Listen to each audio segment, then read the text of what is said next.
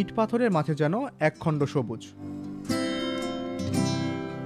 সিদ্ধিরগঞ্জের নিমাই কাশারির চিকিৎসক দম্পতি ফয়েজ আহমেদ চৌধুরী ও মাহফুজা আক্তার বাড়ির ছাদেই গড়ে তুলেছেন বনসাই রাজ্য। 2015 সালে শখের বশে বাড়ির বারান্দায় মাত্র 5টা ক্যাকটাস ও 2টি বনসাই দিয়ে যাত্রা শুরু করলেও এখন সেখানে রয়েছে দেশি বিদেশি 5 শতাধিক বনসাই।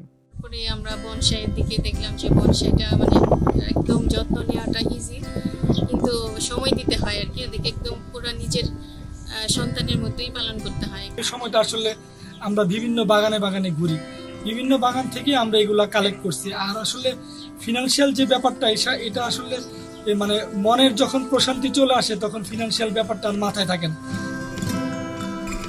এই দম্পতির সংগ্রহে রয়েছে নাগলিঙ্গম, আফ্রিকান বাউবব সহ প্রায় 20 প্রজাতির দুর্লভ বনসাই।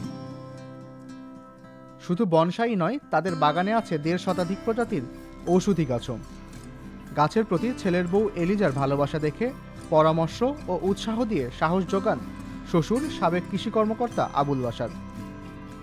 যারা আমাদের মাঝে মাঝে জিজ্ঞাসা করে এই অবস্থা যেটা জানতে চাই ওইটাই আমি তাদেরকে উৎসাহ। গাছের যত্ন নেওয়া সহ বিভিন্ন বিষয়ে কৃষি বিভাগ থেকে নিয়মিত পরামর্শ ও সহায়তা দেওয়া হয় বলে জানিয়েছেন শিমরাইল ব্লকের উপসহকারী কৃষি কর্মকর্তা।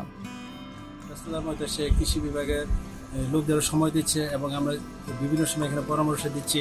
বিভিন্ন ছত্রাকের আক্রমণ হচ্ছে, আমরা সবসময় ওনাদের খোঁজখবর নিচ্ছি। যেহেতু 200 প্রজাতির ঘাস আছে, আমি চেষ্টা করি সকাল থেকে 9টা থেকে 5টা পর্যন্ত কৃষকের সেবা দেওয়ার জন্য, এবং কৃষি বিভাগ সবসময় আছে ওনাদের সাথে। চিকিৎসক দম্পতির বনসাই বাগান ভবিষ্যৎ প্রজন্মের জন্য অনুকরণীয় দৃষ্টান্ত বলে মনে করছে কৃষি বিভাগ। এটা আসলে বলতে হবে যে এইসব কানেকশন বাংলাদেশে অনেক জায়গা থেকে যে গাছগুলো বিলুপ্ত হয়ে গেছে সেরকম কিছু গাছও আমরা আজকে ডাক্তার ফয়েজ আহমেদ দম্পতির ছাদে আমরা পেয়েছি।